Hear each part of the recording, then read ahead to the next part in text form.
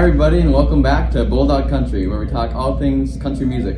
Today I'm interviewing Texas country star Triston Marez. How's it going? Great, man. How are you? Great. Thanks for coming on the podcast. No problem. So first off, why don't you talk a little bit about where you grew up and how you got into music? Cool. Yeah, I grew up in,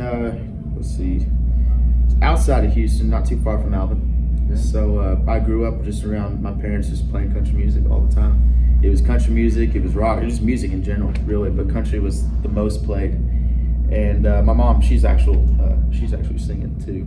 Nice. And so I kind of grew up her singing around and kind of just fell in love with the music part of it. And got my first guitar at 6, I think it was. It was a little tiny starter guitar. Yeah. And I took lessons for a couple years and then stopped. I was big in baseball. I love baseball. Mm-hmm. That was my sport. But so that got in the way, but I kind of picked it up at 15, just kind of messed around on YouTube. We talked to ultimateguitar.com. Yeah. And just kind of learned my favorite songs and just kind of picked up from there. Awesome. Yeah. Yeah. We got some family from over there too. Cool. My mom's aunt lives in Spring. Yeah. Like right there. And then my mom's from Longview. So. Cool. Yeah. Yeah. Houston's huge though. I mean, it could take an hour just to get across the city. Yeah. Maybe more. Wow. So and going a little deeper, so when did you decide to go all in and have music be a career? Oh, all in. Gosh. Oh, geez. It's been, I think I was a junior in high school. I went to Nashville my first time during Christmas break. And I was kind of struggling with school and I'd broken my wrist. I couldn't play ball. And that was the sole reason why I was going to school, was to play baseball. That was my goal, my dream, go to college. And, I couldn't play it. So I found a different route in this music. And I was already kind of doing YouTube and kind of picking stuff up. And I didn't tell any of my buddies that I played. So went to Nashville Christmas break and I fell in love with that city. And I kind of, in the meantime, I was falling in love with music a lot more on the creative side. I was working with Storm & Cooper Media in Houston and kind of already producing and recording, some songs, and Out on the Dance Floor was recorded a long time like that. And with that going on, it kind of just led me to pursue music, and I had no idea that I was going to do this, but I just fell in love with it so fast, and here I am. Yeah, Nashville's great. I went there when I was a sophomore in high school. Yeah. Went to CMA Fest. CMA Fest is insane. Yeah. It is crazy. It's crazy. But now I love Nashville, and so yeah, I probably junior year is really when I put the pedal to the floor and just kind of went all in. Awesome. Well, a few months ago you released your debut album, just a self-titled album. It's one of my favorite albums of the year. Thank you. Maybe even last year too. Really? Yeah. Oh man, that's awesome. Yeah. I appreciate that. Can you talk a little bit about the recording process of the album and how you chose the 12 songs? Yeah. Oh man, that was the toughest thing. I've never been put in that situation. We've only done EPs, so EPs are maybe 4 or 5 songs, maybe 6 if you're lucky. But picking 12 songs, we had, in a way, last year was tough for everybody. It was a tough year. I was actually still living in Houston, and COVID had hit in March, and I just signed my lease to renew it for a whole nother year. And so when that kind of hit, we were writing for the record, I think still in about 2019, October. We just released the Until I Found You EP, and that's when we started writing for the record. Okay. And we were actually going to release the record in 2019, but then COVID hit and all that. So it was a process. It was a good 1.5-year process. It was my first time writing for a record, which I had no idea what that pressure was like. It was insane to write for one purpose on project that was going to be this big for me, as in total songs. And when writing for 6, it's a little easier to pick out, 3 up tempo, 3 sad, 3 up tempo, 4 up tempo, 2 sad, But for the record, it's completely different. And the process was tough. I had writes 4 times a week, 5 times a week, and that was my first time too as a writer. During last year when the show shut down, I was actually able to be 100% songwriter, which was kind of great. I really loved it. I really grew as an artist or songwriter, and I got myself some really good people that were surrounded by me in songwriting terms. And I think we wrote a total of 35 songs, maybe 40 in a year span. And for me, that was a lot. I know people write 100 songs, 150 songs a year.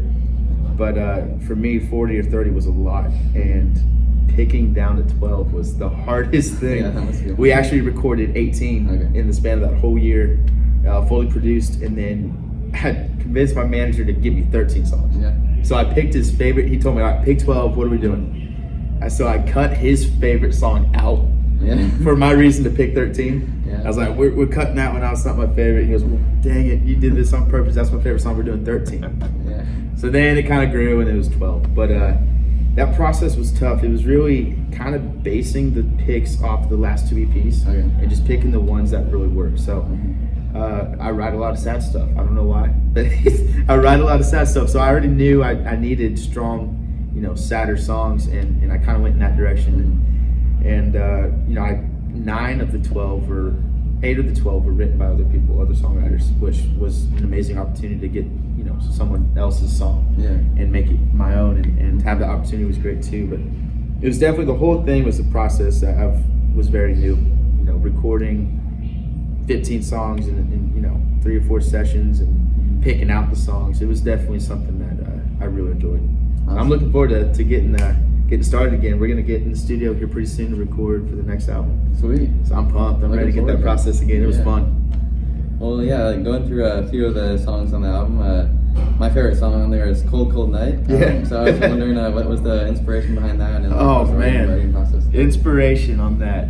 It was, so me and my buddy Andy Wills, he's written a lot of we've written together a lot, and he's my go-to. He's a great friend and a great buddy, great writer. And we went in, and this was towards the end of writing for the record, and I was burnt out. I had no song ideas. I was just tired. Brain was just dead. I did not know what I was doing. And we were writing we had some idea that we came up with, and it was just kind of dragging. Nothing was happening. Yeah. Well, there was a Waylon poster he has in his writing room, and I was like, man, let's write something stupid, just completely out there, crazy. Let's make it Waylon as hell, just Waylon. And sure enough, we wrote that song in 30 minutes. He goes, well, I got this idea called Cold Night, and it's about, maybe we can make it about a girl leaving, and the only thing she left was cold beer. And I'm like, that's come on, that's country music. So we wrote that thing in 30 minutes maybe, and it was actually turned out to be one of my favorites. And I remember making the work tape, the acoustic work tape, and I just constantly listened to it, and I knew we had to record it. So that was a lot of fun. We the session players killed it. They just had a lot of fun. We let them do their thing, and that was a fun song to play. Yeah, it's definitely one of my favorites. Thank you. Right up there on the top of my most streamed songs of the year. Really? So, yep. That's awesome. And then going into some of the other songs, you mentioned you had some songs that you got to record that other people wrote. So Day Drinking, that was written by Chris Stapleton. It was. Right? And then it was. Lee Miller, right? So yes, how did you get your hands on that one, and just talking? Yeah, so that song was pitched to us by Seagull Music, and it was in a pile, and my manager Alex Torrey goes, man, these are great songs, but these are songs 10 years from now. And I'm like, no way. I'm recording this right now. I was driving from Nashville to Texas to see some family, and that was on repeat, that work tape or demo. And when you get hooked on a song, you can't get it out of your head. And that Day Drinking was one of those songs that I knew was just stuck, and I was like, I have to record that. If You Don't Know About Now was another one in that pile. That Daniel song, and man, those two are one of my favorites. And we actually are releasing a remix on Day Drinking here next week, I think. So I'm excited for that. We upped up the tempo and made it more summer friendly, more drinking on the lake kind of friendly. Pretty cool. I'm excited. Awesome. And then one of the main focused on tracks all the time for the album is the Where the Neon Lies. So what was the story behind that one?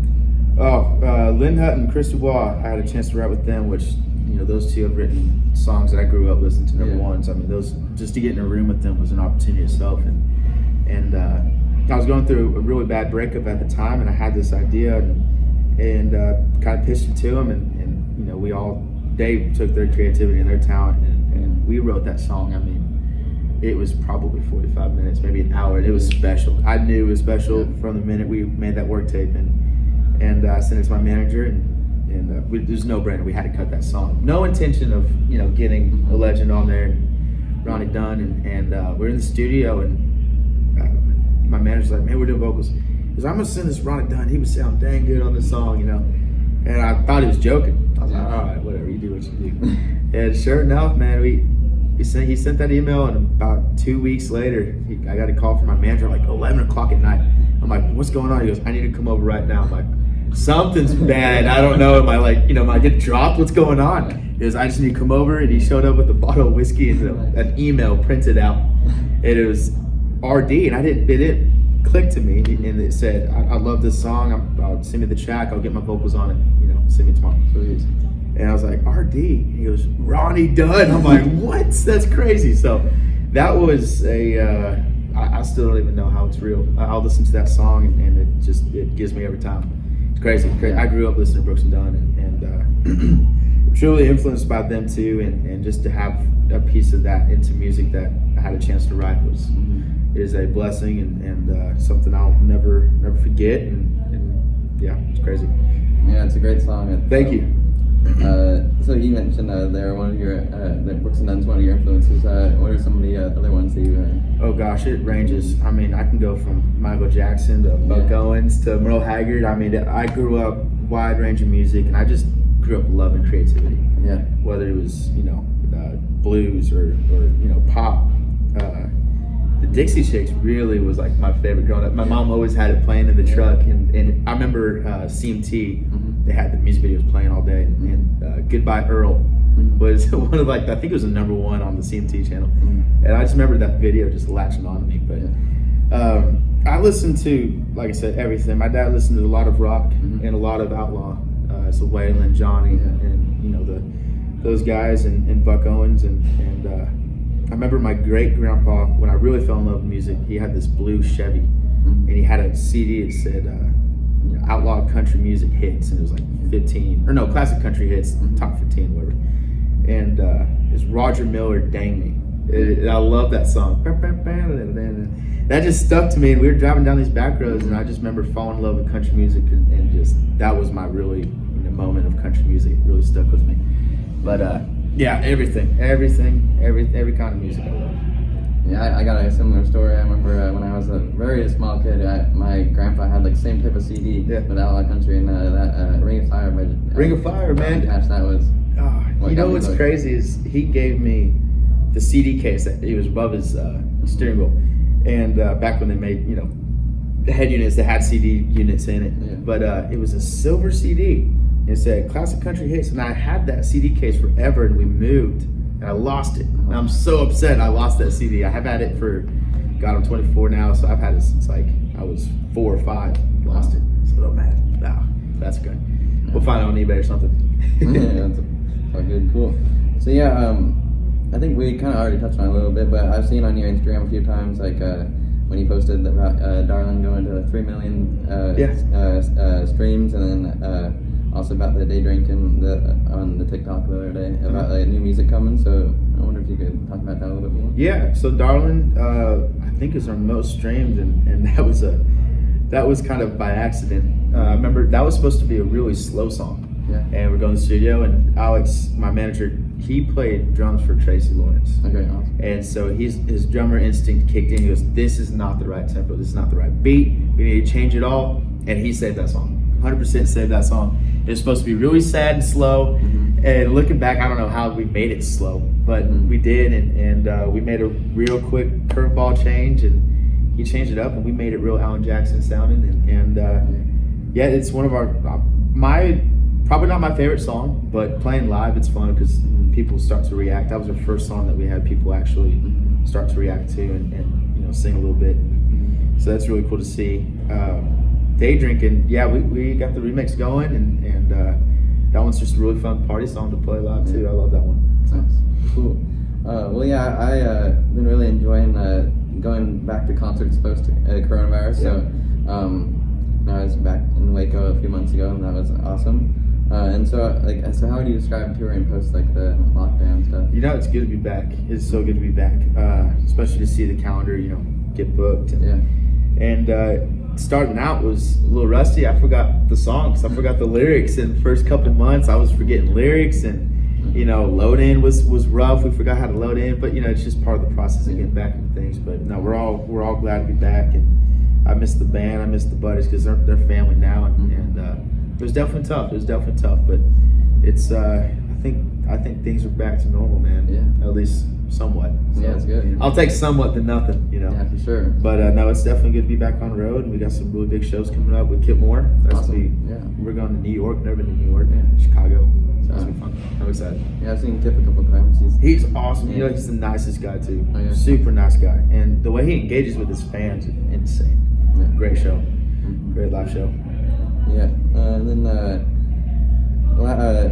towards the end here, going into a couple more like deeper questions. I see your cross necklace a lot of times on you. And so how does your faith guide the way that like you approach making your music and like your career? Oh, it's everything. It's everything. He gave me the talent, and so I just try to live the best I can through him. Yeah. And yeah, I mean, I sometimes wonder how, you know, sometimes as a songwriter, I've learned that songs come to me. Yeah.